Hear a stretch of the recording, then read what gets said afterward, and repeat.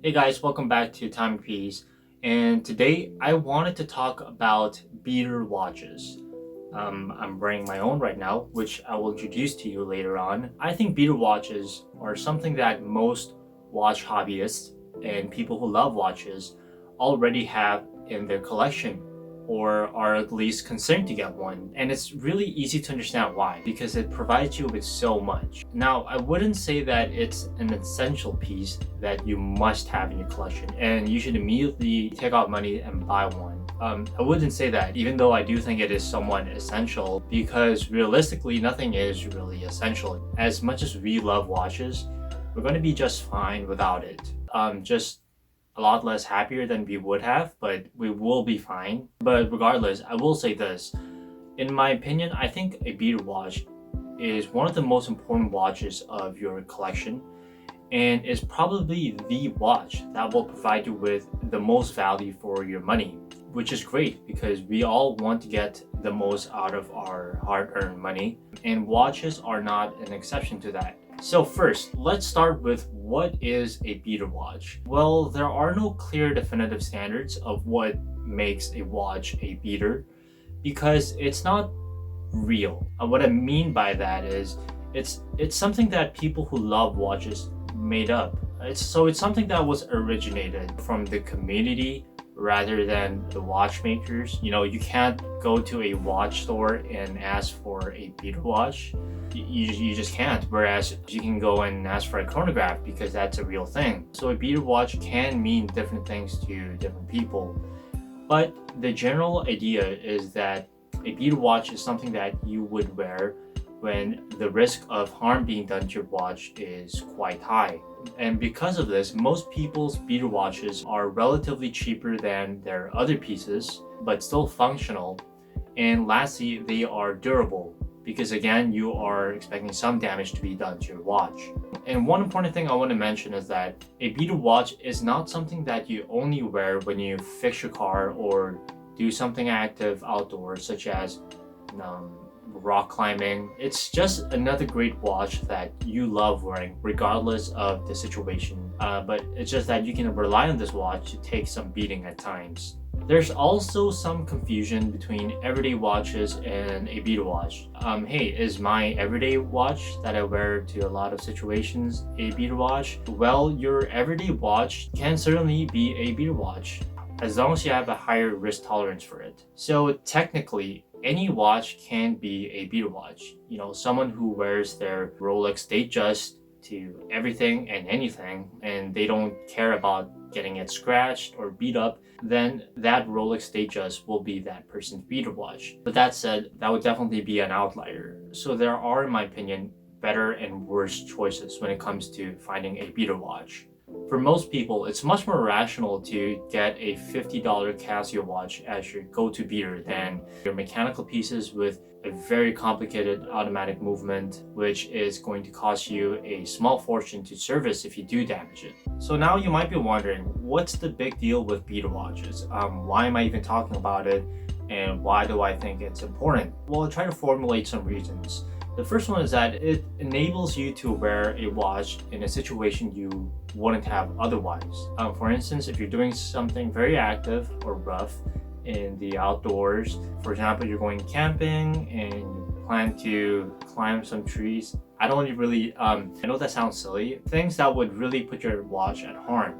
You would probably not be bringing your mechanical pieces that you don't really want to damage. And I know watches are meant to be worn, and I really stand by that. And a few scratches here and there are nothing to worry about for me. But if I'm expecting some heavy damage being done to my watch, I don't wear it. So in these situations, your beater watch is perfect. You don't have to worry about scratching it or giving a little impact. None of that. You don't have to worry. And I think smart people watching this would say, hey, why don't you just not wear a watch at all in these situations? And that's probably the best resolution to this problem. But I mean, obviously, people who like watches want to wear their watches regardless of the situation. Personally, I feel a little weird if I don't wear my watch. Sometimes when I'm outside and I realize that I had forgotten to wear a watch, I feel a little naked. I don't know, I just feel a little weird, my wrist feels very light and empty.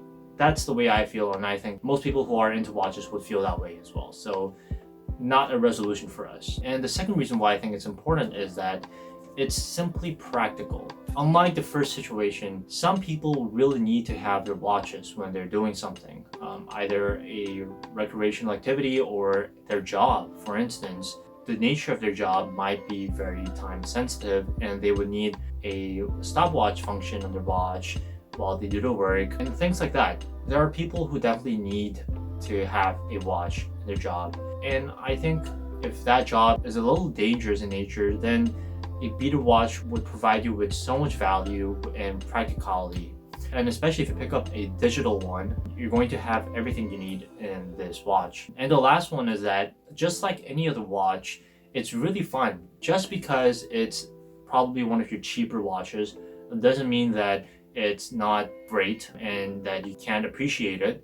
The enjoyment I get out of a watch does not necessarily increase or decrease depending on the price tag. And beater watches are fantastic. You can have a lot of fun with it. There's a lot of affordable watches that you can use as your beater watch, and you don't have to compromise in quality and enjoyment that you get out of it. So just like any watch, whether you're collecting dive watches or dress watches or pilot watches, it's the same. Whatever you choose to make your beater watch, you should be having fun. So now that we have a rough idea of what a beater watch is and why I think it's important, I want to introduce you to my personal beater watch, which is the Casio Royale, or more accurately, the AE1200WH1A. It's a little mouthful and I didn't memorize it. I had to look it up. So yes, this is the watch that I personally wear as my beater watch. And I'm gonna be honest, I wear this watch a lot more than I wear my Aquaterra.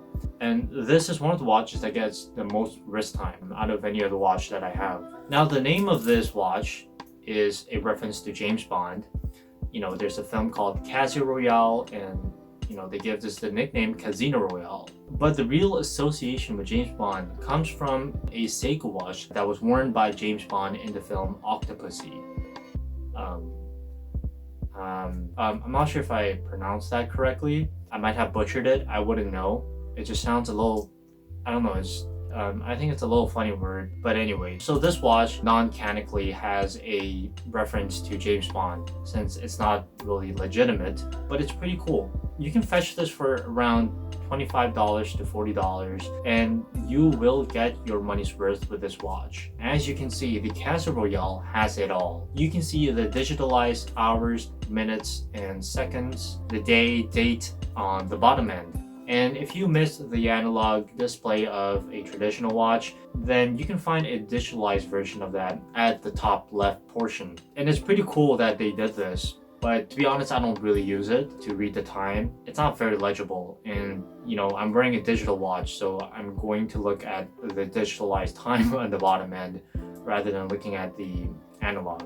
And continuing on, I would say the hallmark feature of this watch would be the world timer, as it is also boldly written on the top of the watch, world time. You can see the world and the time zones on a small screen here. And I don't really make any meaningful use out of it, but I really think it's cool, and I think it's integral to the visual aesthetic of the watch. This watch can display 31 time zones, and you can set, I believe, up to 4 cities that you can quickly go through here. In my case, I have my home time, which is in Seoul, and New York City, London, Paris. I think this is the default, and this is a function that I actually love using and I make quite good use of.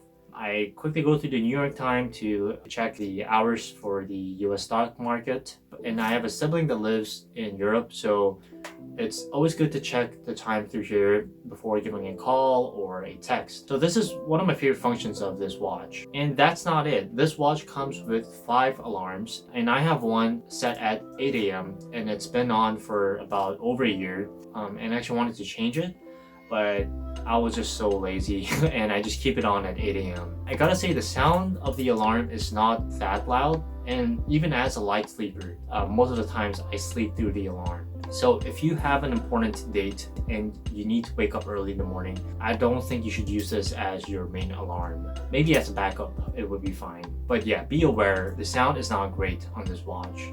Moving on, this watch has an LED light which you can turn on pressing here. And this is where I have my complaints about this watch. When you press this, the light is up for approximately 2 seconds. And that is extremely frustrating. You know, at night when I try to check the time, sometimes 2 seconds is not enough for me to get the whole information I need out of this watch, especially at night. So oftentimes I would be constantly pressing it every 2 seconds, and that is just so annoying. And it's not like you can just keep holding on to it or continue pressing it. It doesn't work that way. You have to press it every 2 seconds. When the light goes off, you have to press it again. So that's one thing I don't really like about this watch. And also the light is not very legible in the dark. It's a very weak orange color. So once again, the LED and legibility is not its biggest strength. So small complaint in that department, but this watch has a 10-year battery and also sports a water resistance level of 100 meters. And lastly, there's a lot to talk about this watch, but I want to mention one last thing. There's one thing I really like about this watch, and it's the retro and yet futuristic look of the watch. I'm a sucker for nostalgia. And this looks like it's been made in the 80s and 90s and yet has a futuristic look to it. If I were to put into words what I feel about this watch, it's like someone from the 80s tried to imagine a futuristic watch, one that people would wear, and they come up with this. It has that geeky, techie vibe. I just like it. I just really like the look of it. It's techie, but it has a retro vibe and it's cool. I don't have a lot of fancy words in my dictionary to use, so I would go with cool. Yeah, I think cool would be nice to describe this watch. It's very cool. I want to wrap this video up by suggesting you a brand that I think has great options for beater watches, and that's going to be Casio. I think Casio is really one of a kind in the watch industry. They offer a lot for the money that you spend, and I gotta say that there are actually many Casio watches that I would never get just because the design language doesn't speak to me. You're aware that they have a lot of bulky watches and some are a little too much for me, but they also do have a lot of great choices, such as this Casio Royale. You can find this one not just in silver, I believe you can find it in black and military green, I think. So yeah, there's plenty of options, and you can always change the strap out and get a new look with the watch. I think these go really well with NATO straps, and there's a lot of complaints about the watch strap. Yeah, they're not great. They're very light and flimsy, and yeah, they're not the best quality. But the reason why I haven't changed it yet is that there are some times when you prefer some things to be cheap. It's like when you prefer the taste of cheap pizza over a really good pizza. I mean, you're obviously going to like the good pizza also, but some days you really crave that cheap cafeteria pizza taste. Well, that's how I feel about this watch, man. I kind of dig the cheap strap, I do have NATO straps for this watch, by the way, which I also use. So yeah, if you don't like the strap, you can always change it out. That's not a problem. And also, you can always go for a G-Shock. G-Shocks are probably more appropriate for a beater watch because, they are super mega durable. And that's really the core of what a G-Shock is. G-Shocks are great. And actually, I'm looking to get a G-Shock watch as well. And that would probably be replacing this as a beater watch, but not completely because I will still be wearing this watch even if I get a G-Shock.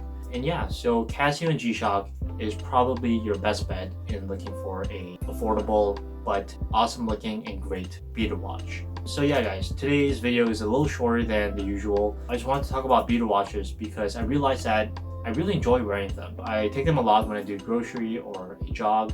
I rarely jog, but when I do, I take this watch. And I realized that this watch that cost me $20 gave me a lot of sense of comfort. I think it's that association that I make with this watch that I can always count on it and that it's durable. It actually gives me a sense of relief and comfort when I wear them. And so I found a new appreciation for this watch, and that's why I decided to make this video. So that's all that I want to say in this video. And if you've watched until the end, I'm really grateful, and I want to thank you guys for watching the video, and I hope to see you guys in the next one. Bye.